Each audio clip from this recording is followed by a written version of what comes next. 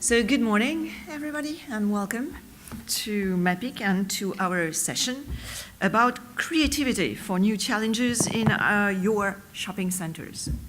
So this is a session a bit special. It's about a conviction, the conviction that there is a real and strong future for educational attraction in shopping centers, in airports, sports centers, resorts, all what we call edutainment. Of course, to be successful, edutainment has to be great fun, but not only. And those conditions of success, we're gonna try to discuss it and present it all together with my three colleagues. So the first one will be Mr. Bart Dohmen, Managing Director of BRC Imagination Arts. Then Mr. Richard Crowther, Assistant Director of Hammerson. And then Émeric de Montozon, President of EPCC. EPCC, it's another thing in France, but EPCC, EPPC. So I will first start by a presentation of what we do, our site, Universcience. And yeah, it may be a surprise for you, but museums are more and more involved into commercial projects. And I'm gonna tell you, it's not bedtime, but I'm gonna tell you a fairy tale. How princess culture meets charming prince shopping center. So here we are in Paris, Universcience. It's based, Cité des Sciences, merged with Palais de la Découverte, but we're gonna focus on Cité des Sciences today. It's based in the eastern part of Paris. It's the example of a transformation of a brownfield site in a multicultural park. It's 55 hectares, of course, I don't know the word in English, but hectares, will be dedicated to culture in general, with a philharmonia, with theaters, circus, rock scenes, museums, and the National School of Music. When it was created, it was in the 80s. There were three main challenges. First, it was a town planning challenge to redynamize this part of Paris with a little bit downbeat. Second one, economy, to create a huge touristic center and attract tourists to this part of Paris. And education, of course, to provide a real center dedicated to science, music, and all kind of arts and culture.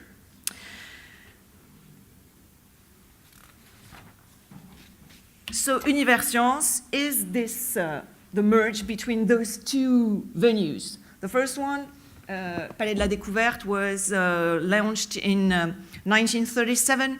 It was the Exposition Universelle of Paris, so in Grand Palais, huge building, historical one. And then in 86 was created Cité des Sciences, which is probably the biggest museum in Paris. It's with Le Louvre, of course. Okay. Okay, but it's the fourth size of Beaubourg, for example. Let's imagine that, 4 Beaubourg into the Cité des Sciences. Main goals of our Cité des Sciences: spread scientific and technical culture by producing exhibition, open sites for digital experiment and creativity, and help audiences, all kind of audiences, and this is very important for us, to develop their critical faculties and sense of social responsibility. We're going to focus on what we do best since the opening in '86, creative, producing exhibition and outreach packages that bring science and technology everywhere.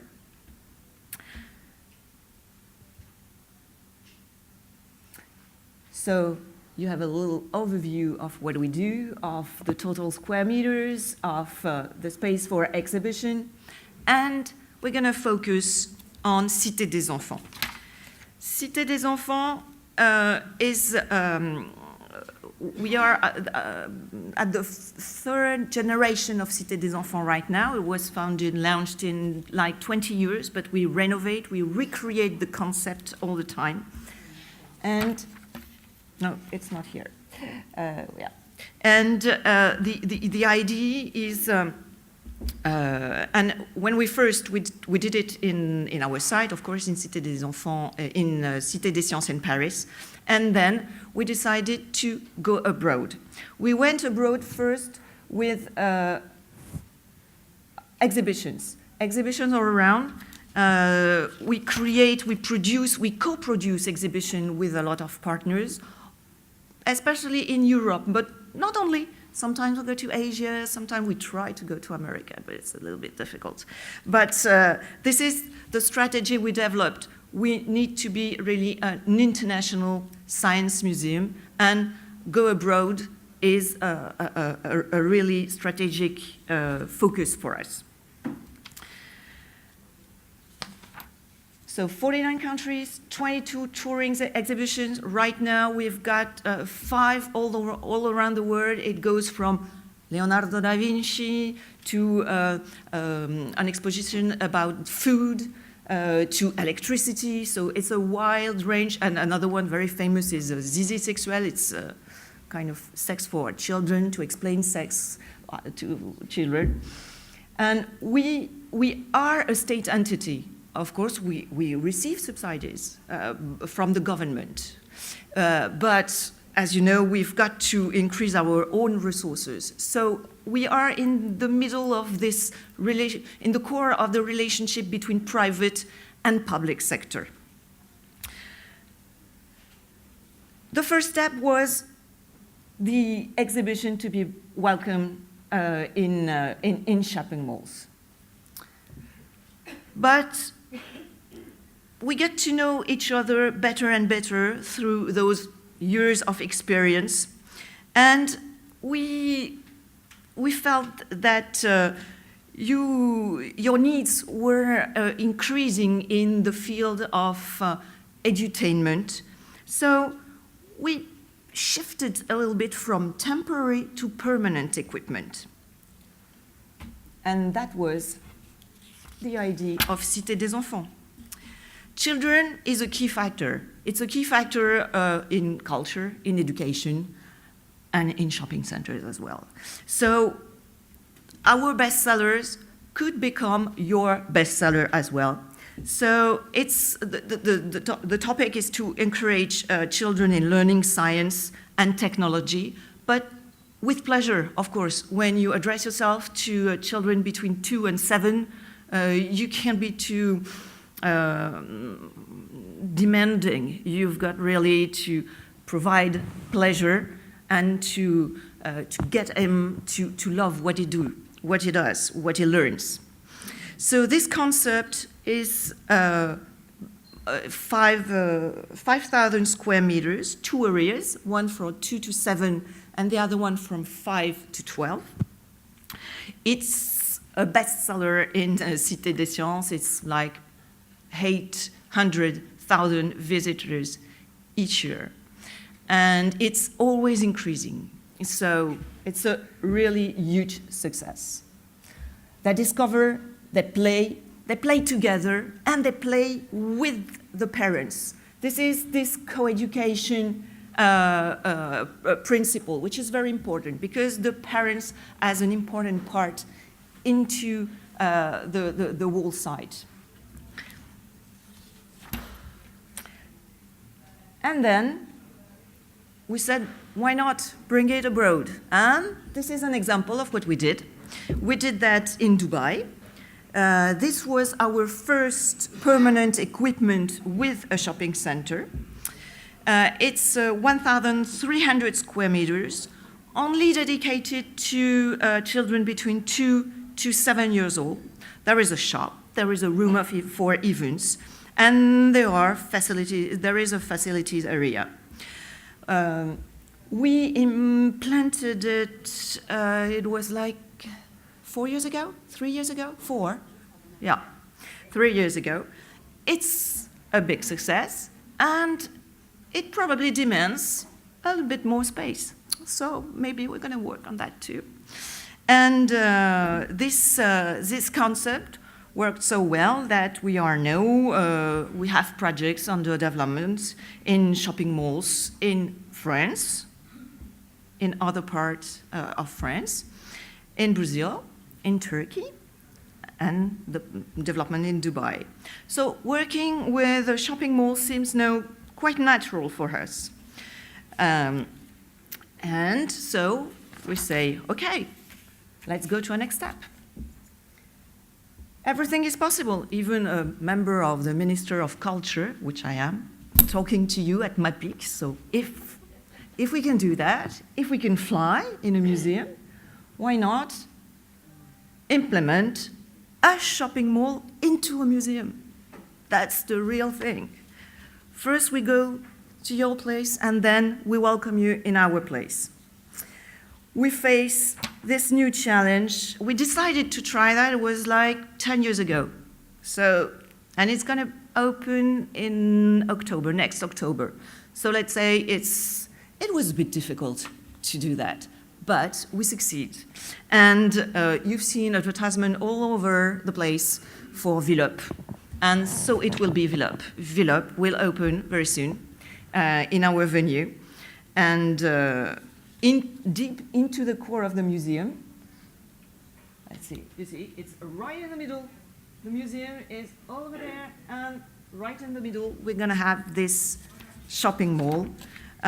It was launched with keywords as business, culture, recreation, technological innovation.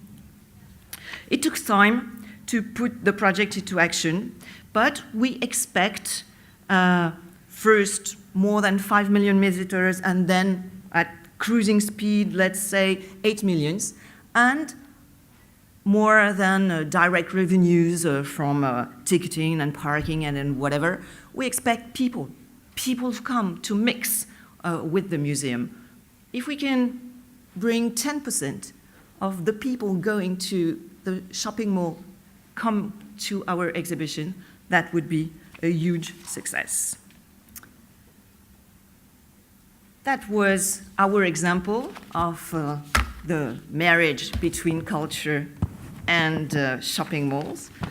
Then I will introduce Mr. Bart Dohmen. He started his career as a laser show engineer. So, yeah. And now he's one of the world's leading design and production companies. He works in one of the leading design and production companies in the entertainment industry. And he has worked on high-profile projects all over the world.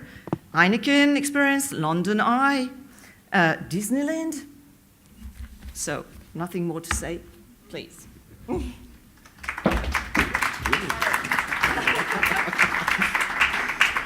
Thank you very much. Very interesting to see how they implement really the education into shopping malls. I wanted to give this speech a bit of a different turn.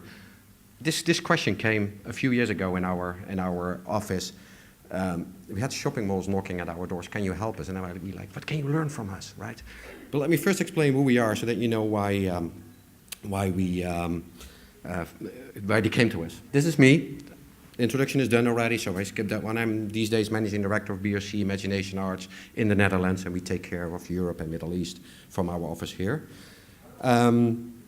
This is what BRC normally does. We design and build real entertainment projects, but storytelling entertainment projects. And we started really into theme parks, like these ones. And then we went into brand centers like in Heineken Experience and the Guinness Storehouse and all those kind of brands. Then we went into expos, world expos. And all what we do is storytelling. And then other markets knock at our doors, and one of those markets was shopping malls. And we were like, why do they come to us? So you see now some clients from us here, the Disneys, big brands, but you see also some shopping mall owners and developers like Vagito Voltaire, like Solidaire from Beirut, and Harrods came to us as an example.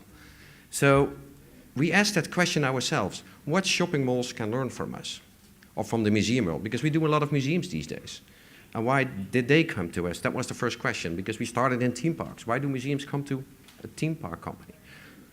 And there was exactly why later we learned that was exactly the same at shopping malls, why they came to us. So this is why I took that subject for today. So let's first look to museums.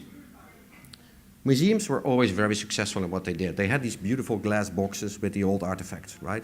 You went to a museum to see what you could not see at home. You heard about it at school, and now you could see the real thing, and you could learn more about it. You had to read those small signs. Oh, this is from 1900, whatever, and it did this and this and this. Very interesting, right? Worked fine. They were government subsidized. No trouble. They were fine. Nothing changed for years. But times changed. Serious. You had Wikipedia as a sudden. So I didn't have to go to the museum anymore to learn about it. Just go to my computer, type it in, look to National Geographic, whatever. You get the movie, you see everything. Why should I go to the museum to see that thing? Oh yeah, I can see the real thing. Yeah, but I believe that one, right? And people are changed. They spend their money in a different way. They don't spend their money only to go to the museum anymore. They have many other possibilities. And a very important thing why they had to change, the government was basically not subsidizing anymore. We had just a conference 2 days ago in the UK where we heard again that there was about 40 to 50% drop of government money going into the museums, a big thing. So they have to change. And this is the audience these days. You know, they sit in the morning at the breakfast table and they said, where do we go to? Do we go to IKEA today, or are we going to play some games, or are we going to an event, or to a theme park, or are we going to a museum? That's the world of today. 20 years ago, that was not the case. You went to a museum to see the stuff. So they had to change. So now look to shopping malls. This is what we learned from our clients. You know, you are shopping mall persons, so you know way better. So if I do it wrong, please let me know. But this is what we learned from the clients that you saw before. They were very successful, absolutely. You know, they were growing and getting bigger, more shops in, but also there, the times changed. People buy on the internet. We all know that. I know for sure that that's a fact. The spending pattern changed, same thing. And the same thing, they choose in the morning where they go to. Do I go to the shopping mall, or do I go to the museum, or to the theme park, or whatever? So shops leave the shopping malls. They cannot be profitable anymore, and they go out of business. So times change. Now let's compare these two. Here's why we came to this subject for this speech. If I look to museums and shopping malls, you see the first 5 ones are exactly the same. There's no difference in there. The last one is a bit different, right? Shops leave, and the museums don't have government funding anymore. The result is the same, no money. That's clear. So there's a lot of things that you can learn what the museums already did, because they, not all of them, but many of the museums changed already over the last decade. And we think that's why shopping malls knocked at our door. Like, can you help us? Because you learned from the museum world how to do this, and you help them, so can we do it now in shopping malls? The real thing is you need crowd. You need to have your people in the shopping mall. Without crowd, the shops go bankrupt. And that's the same in museums. They need an audience also. So let's see what we can copy-paste from the museum world. Here's the real fact. What the museum world really had to learn, it's not about the artifacts. It's about touching the heart. It's making emotion. Make the subject of the museum really interesting so that people would love to learn more about it and really get emotional connected with that subject. And see, museums have a very easy job at that, because, wow, that's cool. If you have a museum about, say something, just take an example, Abraham Lincoln, right? Americans and Abraham Lincoln, that's a connection. They love that president, that was their president. So making a museum about that, you can easily make an emotional connection. The subject is really easy in the museum. But the real thing is, you need to connect to that heart, make that emotional connection. That's what they had to learn also. And how do you do that? You do that by telling a story. I started off with that the museums are very successful just showing an artifact. When I show a bullet from Lord Nelson, right, in a glass box, and I tell you that this was the bullet where he was shot with when he was in the war against Spain. That's a boring story.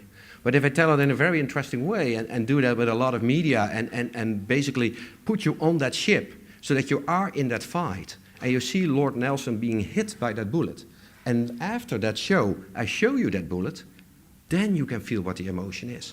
And then you get connection to that bullet. And that's exactly what you need to do. Tell a story. So museums got that message, and they do that now. Not all of them, but some of them do that, because there's investment involved in that also, of course. And not all the museums can get to that level, so it's a bit more for the bigger museums. But also in the smaller museums, you see some attempts these days that they do that. But you need to do that with a lot of media, with a lot of emotional impact. And that's what they learn from the theme park world again, because that's what theme parks do. They put a lot of emotional impact on you, which makes you connected to that theme park. So an example, because many people here will be focused on numbers, and I show you an example. It's a bit the mix between a museum and commercial. It's a brand center. It's the Heineken experience in Amsterdam. We came in that Heineken experience about 7 years ago. They approached us. They had about 300,000 visitors, and they were very successful with that. The people loved the Heineken experience. There was really one big thing which the owners, so the Heineken board, didn't like. The people didn't get connected to the Heineken brand. They didn't get emotional connected to the Heineken brand. They had free beer and a lot of fun with other guests. But that was not what it was about. They wanted to make an emotional connection with the brand Heineken, of course.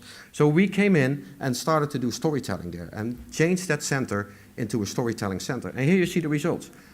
It's the same location, Amsterdam. It's the same brand, Heineken, nothing changed. And it's the same market to the tourists in Amsterdam.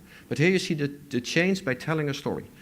They went up from 300,000 to over 600,000 this year. And with an entrance price from €11 to €18, and you only get 2 beer now, right? So it's not for the beer anymore that you go there. You go there now to really hear the story about Heineken. So that's the result you can get with storytelling. So now let's look to shopping malls. How do we do that in shopping malls? If you're on the left side, the grocery store kind of shopping malls, don't do it. Simple, forget about it. But if you're on the right side, this is more the fun shopping. I think many things go to fun shopping these days. Maybe this could be an interesting idea. It's very difficult to tell here in 8 minutes, where I'm over already, how we do that. So I took some examples, just some to keep the mind going. This is the fashion mall in Las Vegas. Many of you know this place most likely. And it's about fashion. That's a subject you can take, but tell that story about fashion. And you can do many events around the year around that subject, of course, which makes it a very clear identity what your mall is about. But here's another one. I love this area, of course, the Provence. Everybody loves the Provence. So is there any mall here that has an identity? I'm not sure, because I'm not a mall specialist, but I can imagine that you create a mall with an identity about the Provence. So you tell the story about the Provence. You theme the mall like the Provence. That means that you also can include specialized shops about the Provence. You can include restaurants, typical Provence restaurants, into that mall. You can build that story further. You can go become a regional center to send people around in the Provence, so kind of tourist information center you can include. And why not include a really good experience about the Provence that all the tourists want to see? And then you can create all your retail around this, the right mix of retail, of course. It's just an example. There's a big benefit with doing these kinds of things, because the local government will love this. Right, why not? It's attracting tourists, So they will be very supportive instead working against you. They would love to join you. But the main thing is, it's about authenticity. This is the mall of the Provence. Nobody can take that away anymore. If you made that, that's yours. And you can get that with educational experience into the mall. Here's another example that exists. Maybe you've seen this one. This is the Ibn Battuta Mall in Dubai. They got that idea already many years ago. They thought, let's tell a story in the mall. And they did that purely by theming. They tell the story about Ibn Battuta, a local explorer from the Middle East that went over the world to see the world. This is one of the areas he got into. So the total mall, 4 kilometers long, is themed. But they forget to tell the story. There's nowhere the story is told. Yeah, it is there somewhere. If you look, there is a small A4 paper telling the story. Nobody gets it. So this is not right. It's not about theming, it's about telling the story. So is it possible or impossible?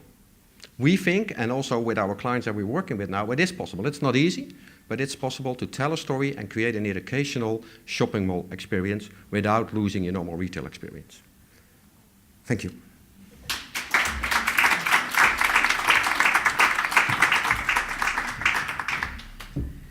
Thank you very much, Bart. Second one, Richard Crowther from Hammerson. and is Assistant Director of Retail Leasing with extensive experience in the leasing of shopping center destinations. So please.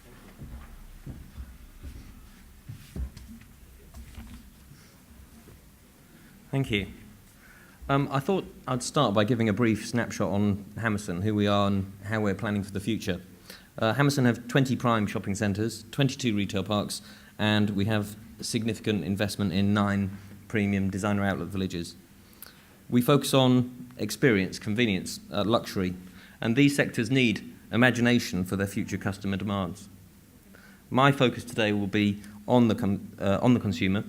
My slides will cover predominantly the digital arena and how this is changing shoppers, retailers, and developers like Hammerson.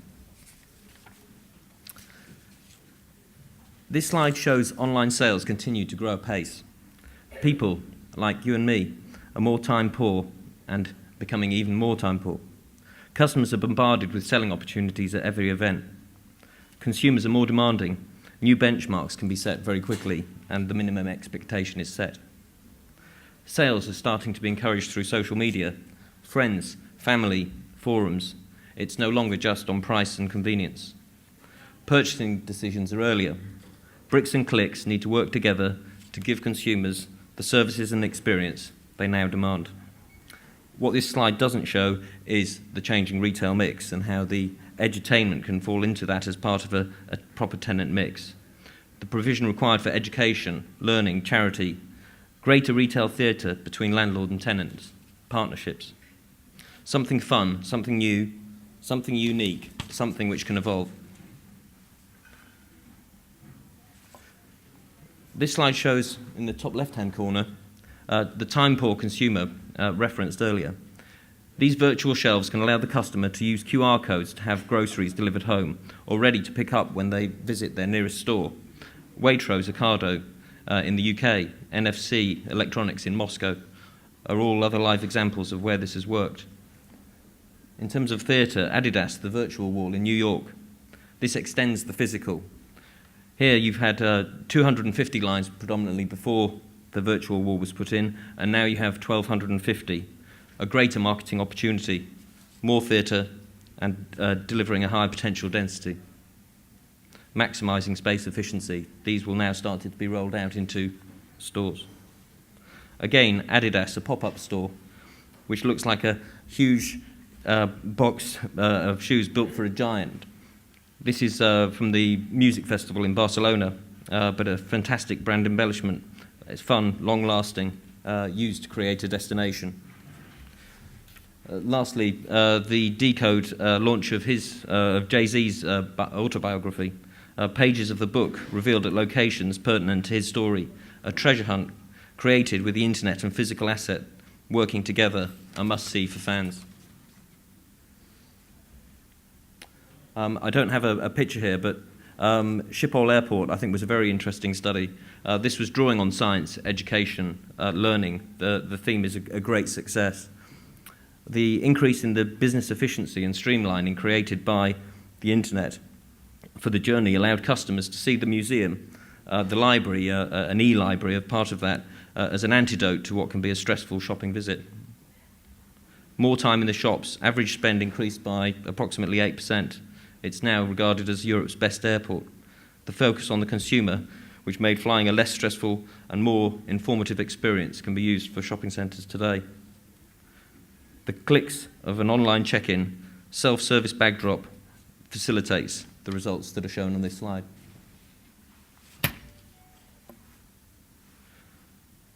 For multi-channel to be successful, landlords need to understand retailers' business. We need to avoid duplicity, embrace Wi-Fi, which is still an untapped potential, work with our anchor stores, measure the impact of consumer connectivity to social media, which is growing even faster, recognise the logistical issues and overcome them. We need to please our retailers and our customers. We are a provider of space. We need to keep aware of the different devices to understand where change will come from, not only devices, but the social media too. Multi-channel is browsing, buying, services, customer engagement, retail, online, mobile, telephone.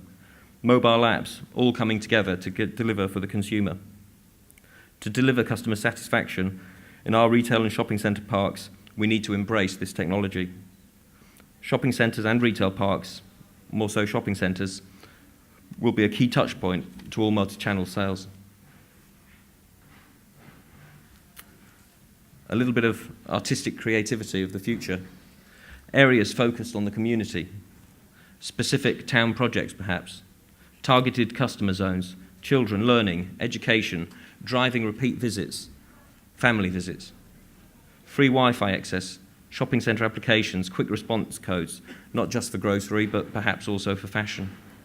A customer service that embraces technology, facilitates quick answers to very specific questions, product location, stock and availability. Spreading positive messages of good experiences is important. As you'll see on the bottom here, there's a rolling data projection. This is something we feel might be embraced in Hammerson shopping centres. The retailer and the developer need to be coordinated, so we're not using similar themes. So, to summarise, multi-channel used efficiency will improve foot flow to a venue, drive average store visits, increase dwell time and conversion, and create more family reasons to go to a destination. We need to start delivering non-homogeneous shopping centres, make people want to interact with each other rather than feeling that they must do, and change the built environment for the better. Thank you.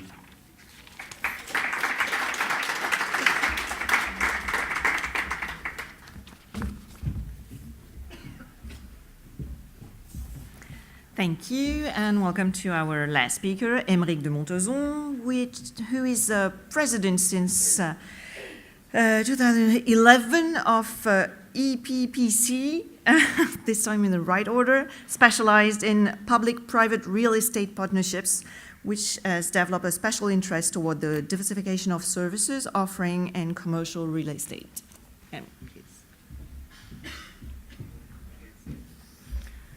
So, what can a determined schemes refer to shopping centers? It will be the answer, the question that we will try to answer.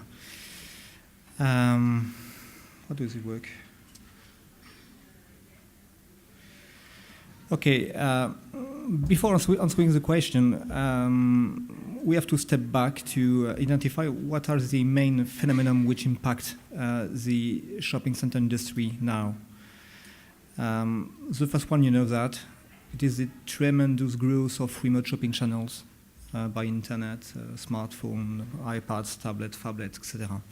I'm sure that you know these figures and charts, but they're very important. In UK, for example, the share of e-commerce is actually currently 12%. It will be double before the end of the decade, and it will be the same thing in France. The second phenomenon, directly linked with the previous one, is the transformation of the customer relationship. The store has not the monopoly of the customer relationship, and the consumer has gained, with new technologies, a strong capacity of arbitration between all the channels. We are in a considerate consumption era. We were in a consumer mindset, where quantity, product, price, and impulse was important. It's not the way today. Today, it's usefulness, quality, value, and considerate purchase that dominate. So, the combination of the three phenomena needs a strong reshaping of shopping center offer, and with 4 items. The first one, differentiation. Differentiation from e-commerce, differentiation from the competitors. Second one, personal service. That's the real differentiation axis with internet, personal service. Third one, experience. And the fourth, values. The shopping center needs not to be only an exchange marketplace. It could be an exchange for values. So, what can leisure and culture schemes offer to shopping centers? Four things. More footfall. and form a large catchment area. So it's very interesting for shopping centers today to attract in a very enlarged catchment area. Second, more clients. Third, long, active, and shared experience. And finally, values. Fun, experience, education, exchange. Into the leisure scheme category, edutainment is quite new. It's a new concept that makes learning fun. We identified 3 leading concepts in the world. The first, you know that, it's Kidzania. Second one, Legoland Discovery. And third one, the French Cité des Enfants. What can these schemes offer to shopping centers? Same thing, more footfall. I gave you the catchment area of Cité des Enfants in Paris. That's quite interesting. 35 minutes to 40 minutes. So that's maybe 1/2 of the Paris region. More clients. So this is the average footfall of Kidzania between 500,000 people to 1 million people a year. As it is 800 million in Paris for Cité des Enfants, quite interesting, quite important. A very long and active chair experience. Kidzania, it's 4 hours in average time visit. Paris Cité des Enfants, an average of 1 hour and a half. So quite interesting for shopping centers to enlarge the time visit. And there's also the values, very interesting. Discovery, experience, science, knowledge. Others are the pure purchasing. When you say that, what are the key success factors of Kidzania, of Cité des Enfants schemes in shopping centers? The first one, this concept needs a retail scheme with strong attractiveness and large catchment area. Edutainment is quite new. It cannot be developed alone in the retail park. It needs to interact with the shopping center, benefiting from a strong footfall to work well. Second idea, it needs an appropriate area. It could be for Kidzania between 800 to 8,000 to 12,000 square meters. For Cité des Enfants, not in Paris, it could be small, between 1,000 and 1,200 square meters. And lastly, to work well, edutainment scheme needs an appropriate location into the scheme. It has not to be isolated. It must be open to the mall. It must be noticeable for the people in the shopping center. And it must be developed in a relationship with other leisure and restaurant activities dedicated to families. That's the way in Dubai Medieval Center. I guess that it will be the way in other schemes. Well, thank you.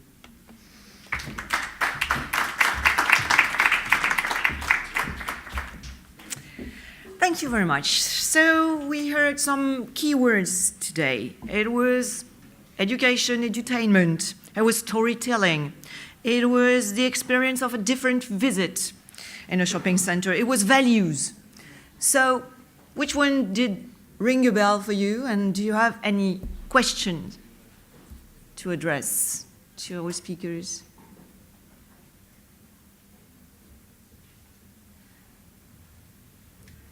It's not. Yes, please. All of these things like Kidzania are absolutely huge investments. Are you as operators? A lot of these attractions that have been mentioned are absolutely enormous investments. Are you as mall operators and developers prepared to subsidize these to any extent?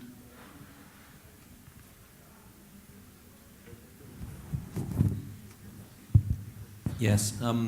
Yes, Kidzania will be coming to the UK. Kidzania are going to be going to Westfield, London.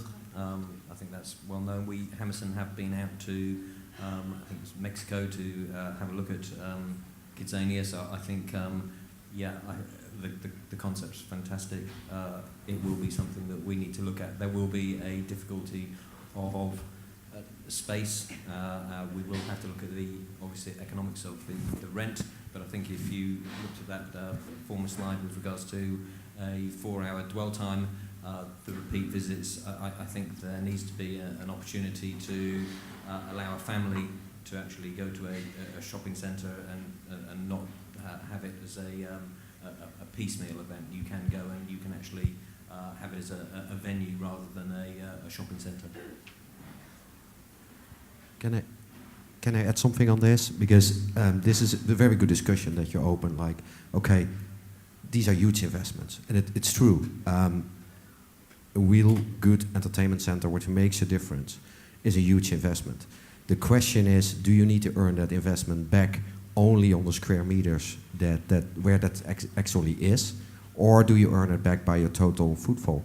I remember very well on a conference, one of the directors of Mall of Dubai, when you asked him, what was the best investment that you did? He said, the fountain show. And then the fountain show, it's for free. Nobody pays for that. It costs you more than $100 million. He said, yeah, but that brings the traffic to my mall. And that makes my mall unique, because there's nowhere in the world where they have this fountain show, so everybody wants to see this. So it is a very tricky balance, and we as producers realize that very much. It's a very tricky balance how much you're going to invest and how you get that money back over your total investment. And you really need a good feasibility company to show you what real good entertainment can do into a shopping mall. And we experience that with our clients also at the moment.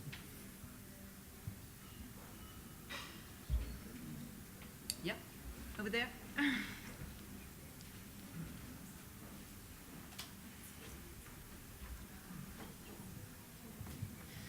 Hello. I have a question about such concepts like Kidzania and Legoland. Of course, these are huge investments, and experts says that those investments are giving the return for the shopping center itself and the future perspective. But as it was mentioned before, like old style museums are not liked by the visitors, so those concepts are new. But what is the life circle expected for such concepts? During which period it will be interested for the customers? Because life is changing also, always. Legoland specialist? I'm fine to answer that, because it's really depending on it's depending on a few things. First, it starts off, okay, what's the subject, right? That's where it starts with. Then the second thing is, how trendy is it made? Many times people look into have the latest technology involved and whatever.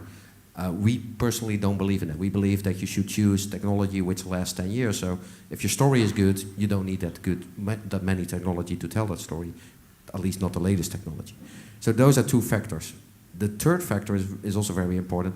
When you're there, how can you update your experience all the time to get the regular visitors in? It's easy to get tourists in. The difficulty is to get the locals in who live in that area and come back all the time. That's the difficulty, and that's only can do that by being very engaging, but many times we do that by changing several parts of the experience all the time. That doesn't mean that you need to do that big investment again.